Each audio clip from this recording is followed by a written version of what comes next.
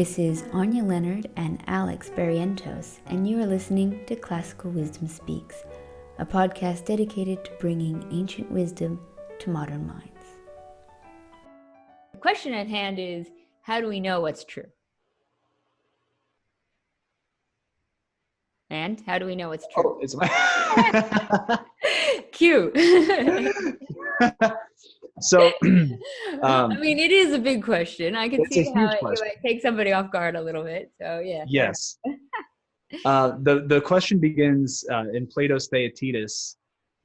They're trying to come up with a new theory of knowledge, or at least a sound theory of knowledge. And they go through two or three, I believe, and then Socrates finally reaches what seems to be a good theory of truth, which is namely what's known today as the justified theory belief of truth, which is that you have a belief, the belief is true, but you're also justified in believing it, right? You can give some account of why you believe it. And it's so, as opposed to someone who, let's say you and I are traveling somewhere and you say, oh, let's take this left turn. And we happen to get to the place, right? You just happened to be right.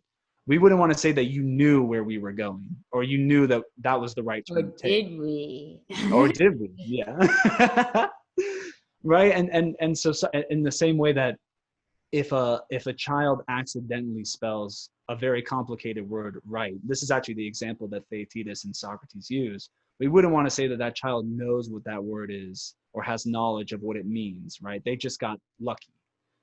In the same way, when we talk about knowledge, we want to say not only that the person happens to be right or what they believe happens to be true, but that they know why it is the case. They can give some type of account. That's the word they use. This is sort of like your old math class. Like, you don't get points for it unless you show your work. Yeah, exactly, right? I can just go at, 2 + 2, I don't know, 4, right? Okay, I got, let's say I got lucky. But what really counts is I can say, this is why 2 + 2 = 4. And that's what knowledge consists of, at least for Plato and Socrates. Now, I think we should back up a little bit because we've just delved straight into the deep philosophical concepts of knowledge. And I think the whole point is to bring it back to how this is applicable today. So the idea is I brought it up in one of our most recent Monday mailbags and asked our readers, how do we know it's true in context to what's happening right now?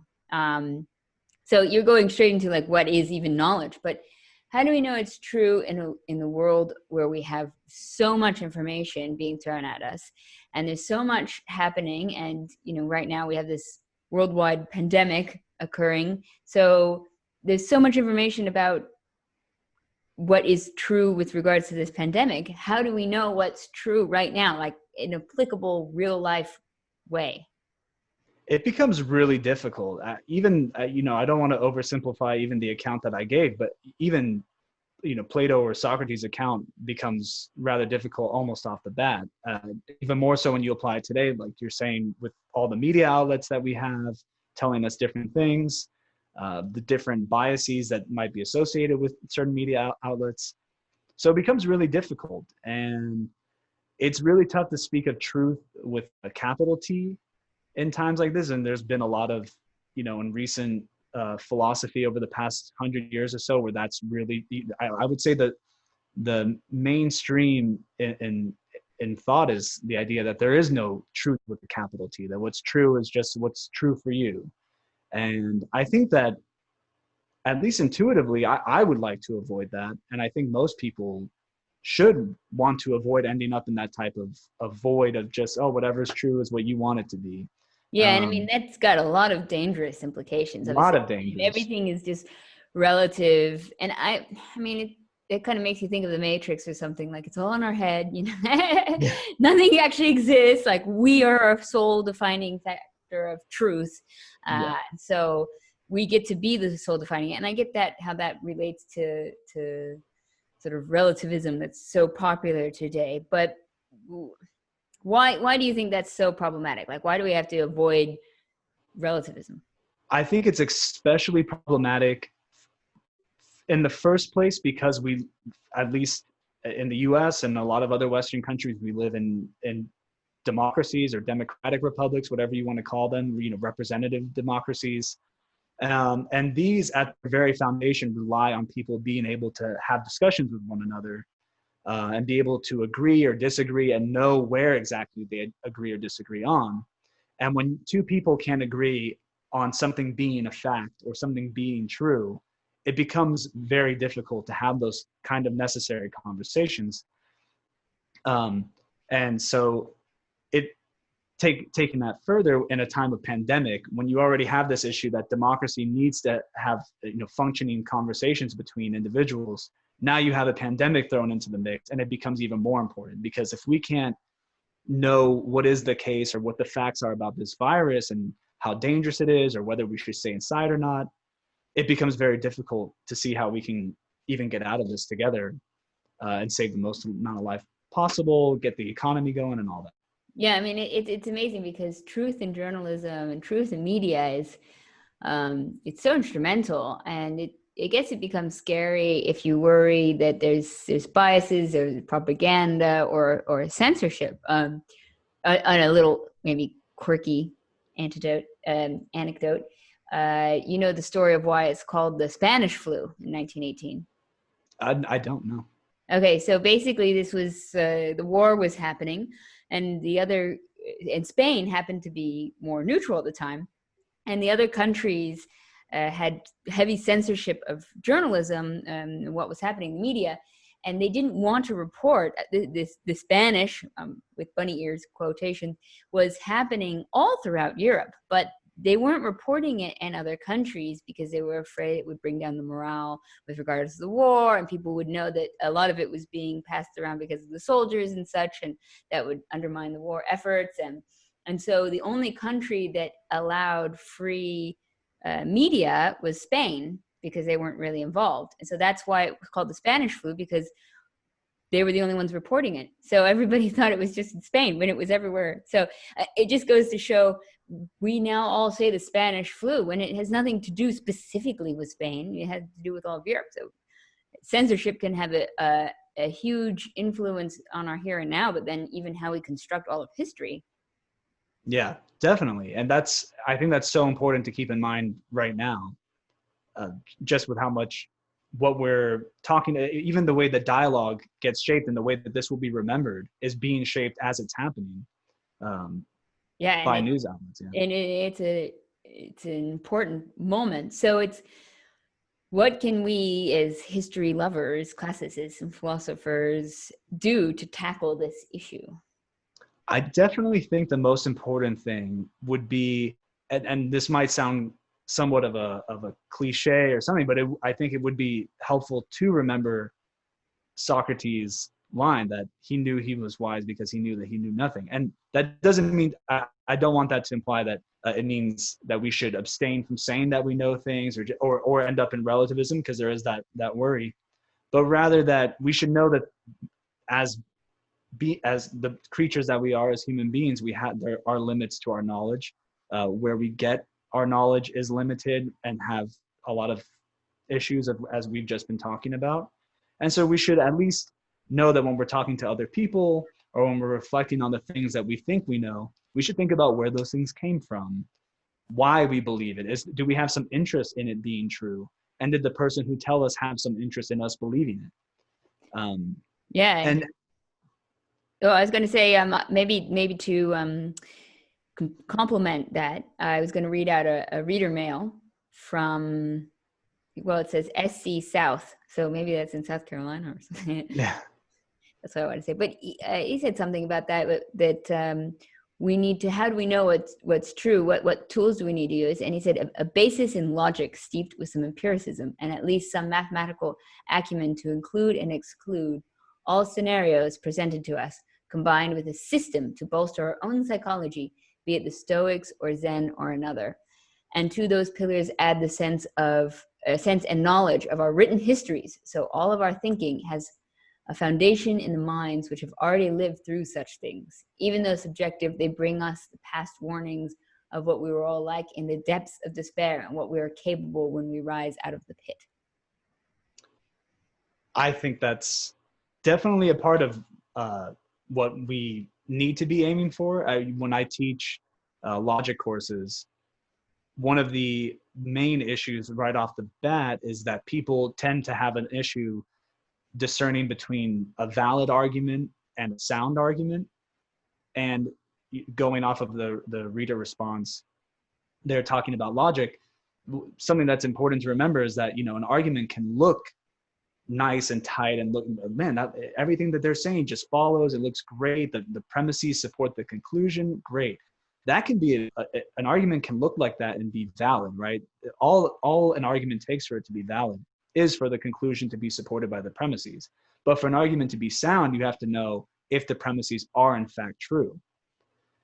And that's been a huge problem, especially again with social media and just even regular news outlets, where arguments are presented in a way that seem really convincing. But the minute you break down what's being used to support it, you realize perhaps that's not everything that should be included, or things are being distorted. And Yeah, it does become very tough. you have to agree on terms before you even move forward. And very few people agree on terms, and they like to throw out terms willy-nilly. And if anything, I find the media in a lot of places, they go out of their way to take somebody out of context. They'll try to take a sentence isolated, something that somebody said 20 years ago, and use that as proof of something else, so it makes it really tricky when you're not only not agreeing on terms, you might not agree on the premise, and then people take things out of context. Yeah, definitely. And again, to bring in Plato's dialogues here, that's almost one of the things that Socrates always goes for in the beginning is, what do we mean by this word? Because we're never going to come to some type of agreement if we can't agree on what it is we're talking.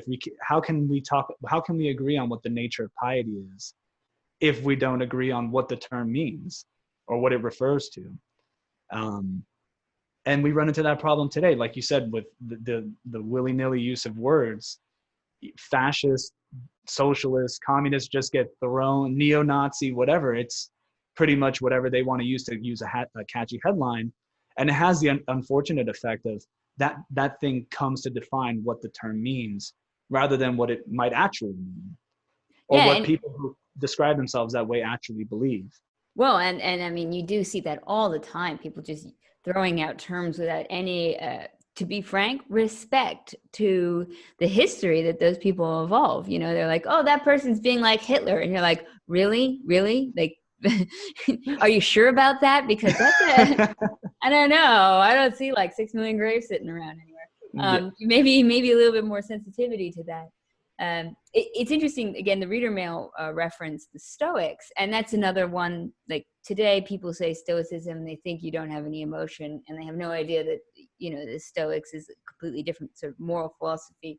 Similarly, Epicureanism is misrepresented, skepticism is misrepresented, cynicism, like all the basic philosophies have been misconstrued. But I was actually just talking to Donald Robertson today about Stoicism, and we're talking about this idea of something being true outside of ourselves, like as it's being represented in the media, but we also have to be aware of how our own psychology determines how we view things, and that's something that's great about Stoicism, in that it kind of gives you the space to step back and try to look at how you're feeling so that you can see facts maybe more rationally. Because our psychology does determine how we interpret things. And, if we're angry, we take less risks. If we're fearful, the opposite. If we're angry, we don't take risks. We take risks because we underestimate risks. And if we're fearful, we overestimate risks. And so we take less. And similarly, like if we become angry, we might be more political, or, the view in which we see these facts is also highly construed, that maybe through certain types of logic and philosophy, we can take a step back and separate maybe our emotions and our reactions to what the facts are. Definitely. I think when we're trying to think about what we mean when we say what's true, or how can we know what's true, I think it's probably a helpful practice to weed out right away what we can't possibly mean by it. And I think what you've hinted at here, and it's super important. It's that what's true definitely cannot depend on what we want to be true, or depend on some internal state of ours that leads us to want to believe something to be the case. But whatever is true, at least if we're talking about true with a capital T, it has to be something certainly beyond that.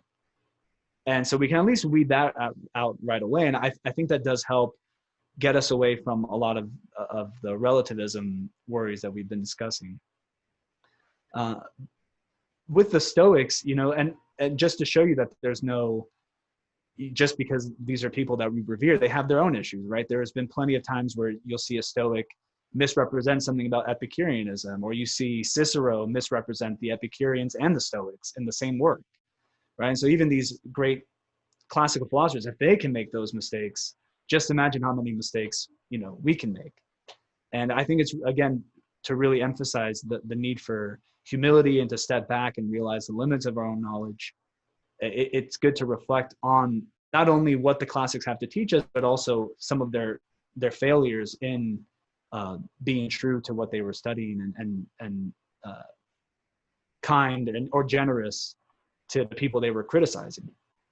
Yeah, it is. So basically the tool of philosophy, ancient philosophy for modern situations would definitely be helpful. But I guess, and being able to at least eliminate one of the factors, our own biases or our own reactions, could be handy. But that still doesn't, I guess, allow us to determine what's true externally to ourselves. I suppose if we're separate our emotions, we're more likely to see something as being false. Yeah, I think if I had to reflect on a tool that I try to use, is I do try to think how often I've been wrong about something I thought was true, or I thought was just a plain fact. I can't count. I'm only 26 now, and I can't even begin to count how many times I've shared something on Facebook or said something to a friend that just totally turned out to not be true. I'm not going to admit how many times that's happened. I always think of, if I'm only 26 and I've made that many mistakes, how many more mistakes will I continue to make as I get older? And that has at least allowed me to, when I'm discussing with other people, especially people that I disagree with, I think, okay, well, I at least think I'm right here. They definitely think that they're right. One of us could be wrong. Both of us might be wrong. Let's just try to look at as many facts as we can. And this, of course, takes us to some of the other reader responses that did say we should, try to at least understand what the facts are. And that's not easy either, right? You end up, if I pull up a CNN article, it's what I'm reading their facts. If you pull up a Fox News article, are those facts? And whether we take those things to be facts will depend on, again, these internal biases. And so I do think that although it doesn't get us too far, I think once again, going back to those internal biases at least helps a little. But there is the other problem still looms at, even once you get rid of those, trying to say, okay, these are the facts. Yeah, and just to say again, back to the personal biases, I always am more likely to trust somebody who is capable of changing their mind. Because I think when people aren't willing to, and I think they've even shown that sometimes it causes us physical pain to admit that we're wrong. And so people go out of their way to never do that. And they'll be stubborn and they'll dig their heels in and they'll stick to a point. And sometimes that can be, detrimental. It can be dangerous. And also by just the sheer nature of existence, you think impossible, because as you learn more facts and more knowledge, your opinion should change. You almost want to tell people, like, if you didn't ever change your mind about something in your life, then you never learned anything, because it's inevitable that we should be in a situation eventually where we're forced to change our mind. So that's another, I think, bias that I'm always wary of, if people can't change their minds depending on, we use it today as like a gotcha moment. You said this back then and now you said this, but no, it should be the opposite. We're like, great, you're learning. Like, that's a good thing. But I think you're so right about that. Yeah. Yeah, I've noticed that. There's that Aristotle quote. I don't know if it's a real one or not, that it's the mark of an educated mind to entertain an idea without accepting it. Yeah. Yeah, I've heard that one too, and I also don't know if it's whether or not it's attributable to him or not. I think it's just such a true saying, and you're right. I notice this so much. If a politician or some actor or some just famous person just happened to have one opinion at one time and another one now, that's taken as like heresy. You know, we can't trust what they've said because they've changed their mind. And you're right. I think it's actually much more difficult to admit when you were wrong and change your position, and be true to it. Now, of course, we do want to be wary about people who are opportunists and just changing their opinion to fit the times. But I do see plenty of times where the change in opinion seems genuine, and that in itself is still not good enough. Yeah, and And I think this pandemic is like a perfect example of that, because obviously the kind of information we've had at different times is just, you know, I think the only way we're going to know who is right is in like 2 or 3 years at minimum. And we'll look back and be like, oh, well, it turns out Sweden had it right. No, it was Taiwan. Oh, no, New Zealand, they were ahead of it. No, actually it was Ecuador or something. I don't know. Probably not Ecuador. Oh, yeah. but tragically. But Yeah. it's I know personally, like I have been, I think I've advocated all my friends to stay in like right from the get go. And now I have friends who like won't leave their house at all. I'm like, no, you got to go outside. You have to, I'm looking like such a flip flopper. But it's still, I think the fact that we don't know what is true and the media is so unreliable and people are getting such strong biases from different news sources, and we know that individuals are going through this situation, and so therefore they're having a hard time separating their own emotions from the knowledge. It's resulting in probably a lot more uncertainty about what's happening than ever before, and that in and of itself is causing more anxiety and emotions that therefore then color us further. So I feel like there's a like en masse sort of a downward spiral of trying to figure out what in the world is happening. Yeah. And I think that uncertainty and that downward spiral, again, is just very dangerous for democracies around the world. And I can't speak for what other countries are going through right now, but I do know that the polarization and the already, biased media outlets that kind of control what we hear about what's going on in the world make it very difficult to have those type of honest conversations that are so necessary in in democracies. And it's concerning, and it's definitely not clear how to reach some. I don't think you or I will be able to come up with one right now. If Plato and Socrates and Aristotle couldn't come up with a really solid one, but it is important to at least try and understand what it means to say that I know something, or that something's true, or that these are facts about the world. Because if not, we're going to end up in a really sticky situation where people are trying to have conversations with one another. How can you cooperate with people that you can't even agree on basic terms with, or you can't even agree what's going on in the world? Uh, you know, I don't see how you can get out of that. And so you end up in this loop where I'm getting information, I don't agree with you, I go back to the source that I got the information on, and I definitely now don't agree with you. Yeah. And All the I'm other doing person's is, doing the same thing. yeah, and And so everyone's it's just this getting, terrible, vicious cycle. yeah, everyone's getting polarized and they're going out of their way to just reinforce their own ideas. And yeah, and it's interesting because the more deeply people get ingrained into an idea, the more they dig themselves into it, the less likely they are to change their ideas. So I mean, it's an interesting like psychology of, how people get involved with pyramid schemes, or how people join cults. You become more and more committed to an idea, it becomes part of your self-identity, and you struggle to then reinvent yourself or ever allow people to see the other side. And it's interesting because the classics just isn't actually doesn't follow any partisan politics. I mean, it's ancient history. It exists whether you are blue or red or right or left. And interestingly enough, the classics community does span people from all the different spectrums. You know, you got super religious Christians on one side, and then you also have pagans. You know, you literally get the whole spectrum. So it's interesting in our newsletter because we get responses that are very, very different from each other. And recently that sort of resulted in a bit of controversy because of I try to stay out of it and keep my own ideas separate and just sample whatever other people say. But it seems to be that if one side is represented, the other side just gets furious. That like to be angry enough that to even read the opinion of somebody else results in fury. And on both sides, doesn't matter, like right, left, whatever. And I'm, you know, maybe I'm tone deaf because I'm outside of America and I'm in el fin del mundo, you know, at the end of the world.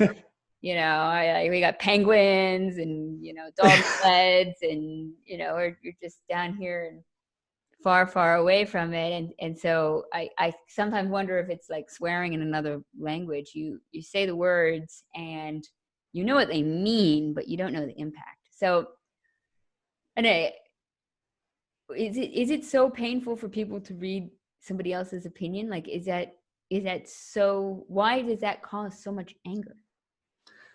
That is such a good question, and I think you're right. You know, again, I don't really, especially now, I'm not traveling anywhere else. I don't know how things are on the ground in other places, but I can say from here in the US, it's very, you know, difficult to have the conversation with someone else who you don't agree with without it devolving into just name calling or, you know, whatever you know, a very unhelpful dialogue. But it's a whole other thing, and even much more difficult and so rare to even see one person on that side say, you know, you might be right about that. I'll think about it more. And you're right. I think it goes to that painfulness. I think if for someone to admit that they're wrong about one thing would be for them to have to admit that they could be wrong about a lot of things. And I think that's really not only painful, but really scary to have your whole worldview challenged like that. You know, it's like, there's been times where I've gone through, you know, when I'm reading Spinoza, who's one of my favorite early moderns, and then I read John Locke, another one of my favorites, but who has very different views from Spinoza. I do think if I had to give up, let's say that if I had to give up Spinoza, that would be really tough for me because it would actually challenge a lot of other things in Spinoza that I like. If I had to give up his epistemology or something, would I then have to give up his beautiful ethics? And that's scary to think about. And I'm just talking about two philosophers I like, not a whole political view that I've structured my life and my family around, or my business and all that. So it becomes very difficult. And add into that, you have a media that has a lot of interest in ratings and stoking those differences between people. You know, to admit that you're wrong at that point admits just so much more than that. I feel like there's a sense of embarrassment or feeling humiliated. And you see that a lot, this idea that, you know, that you're not going to I can't even think of the word, but there's this sense in which you're being laughed at. So like if someone posts a comment on Facebook, ridiculed or something. Yeah. Instead of putting like an angry react, when someone disagrees, you'll actually see a lot of laugh reacts. People laugh at you. And in a sense, that's almost more painful than someone being angry at you. Because at least then you can walk off like, I got under their skin. But it's even worse to feel like you're a clown, you know? And that's almost like what dominates the debate, this idea that you're being humiliated. And I think that's really deeply ingrained not to want to feel that. And sure. I mean, that's like shame. And yeah, I don't know. I wonder if it would be helpful for people to look at, you know, that I don't know. We've run an article about this before, actually, about some tactics from skepticism and helpfulness and having helpful tips for debate and such. And it's to really try to step in the shoes of the opposite side and try to argue it from their side. And that allows you to see it from their perspective. And I think that would be a really useful tool to both understand your own position, but to then also try to understand the other position. I mean, I think it's a worthy ambition to try, at least attempt to see it from their perspective. But I think another helpful thing, and I don't know, maybe this is just me having thoughts, so I'm gonna take that for what that is. But I think it would be helpful if people could see the opposition, whatever side they are, is not just a two-dimensional character.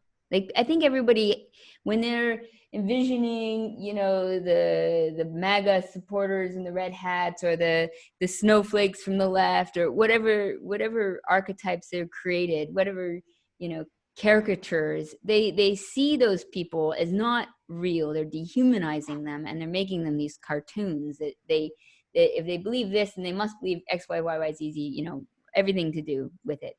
And I don't know. I mean, personally, I think it's very silly if you believe in one thing to believe in everything else that happens to do with that side. I don't think they're all correlated. Though maybe they know when they say that they're supporting this, that includes all those objects. I don't know. But maybe it would be a helpful tactic to try to somehow not dehumanize the other side, and to see them as potentially holding some views that you agree with. Yeah, there's definitely a need for self-reflection, right? When I see, you know, some article that depicts a whole group of people a certain way, you know, I realize almost immediately that, you know, I might be associated in the same way with some group, and I know that I have differences with those people, and I'm an individual with my own reasons for these beliefs, and my beliefs might detract here and there from whatever group I'm being associated with. And I think if we can recognize that about ourselves, and that we wouldn't want to be caricatured or turned into some type of cartoon, then we might be less likely to do that to others. And I think that's so important what you bring up too, again, for the thing that I've been saying about democracy. If you just turn the other side into this, whether it be evil or some laughable caricature, it becomes very difficult for you to even want to negotiate with people like that. Why would I want to negotiate with evil? Or what could people that are that stupid and silly have to say to me that would be worth listening to? And I think once you do that, you know, you brought up, you know, when you include someone in the mail, some reader response in the mailbag, that's not what some side wants to hear, they get really furious. And that's, you know, I believe that these people are well-intentioned and even probably care about the same things I care about when it comes to democracy. But if you don't want to hear what other people have to say, then it's going to become very difficult to even negotiate with them or even understand them. And that's really necessary for the very thing that you care about, which is, you know, this, you know, democracy, republic, whatever you want to call it. And this is reading it in probably like the least confrontational manner. You know what I mean? Yeah. It's not like, okay, forcing them to watch the other television show or something. It's like 10 sentences in a classics newsletter. You know what I mean? Like, surely that should be like one of the easiest ways to maybe have a view of the other side, whichever side you're on, without it in the most sort of rational and detached way. Like, you're doing it in the context of philosophy. Like, you're doing it in the very action, the very process of thinking about what it is to think. Yeah. And that is what you need to do, I think, to be able to figure out what the truth is, to be able to take a step out of it and to think about the process itself. Definitely. And actually, this is, you're making me think of Marcus Aurelius here, who, you know, he constantly talks about entering, you know, the word they use is the directing mind, right? Going into your rational self, right? And he says, you know, constantly reflect on the directing mind, this, you know, this thing that guides you in reasoning and rationality. But at one point, he also talks about the need to enter into the directing minds of others in order to be able to live peacefully with them. Because if you can't even for a second think, or, you know, listen to what someone has to say and then go further and go, why do they think that? What might lead them to that position? If you can't go that far, it's going to be very difficult for you to live peacefully alongside them. And then again, cultivating that tool, making your mind a fortress, as he puts it, being able to go back into yourself and say what they believe. Just listening to those words alone can't possibly harm me unless I let it harm me. If anything, it can actually be a tool for me to better myself, better understand others. And I think that's really helpful.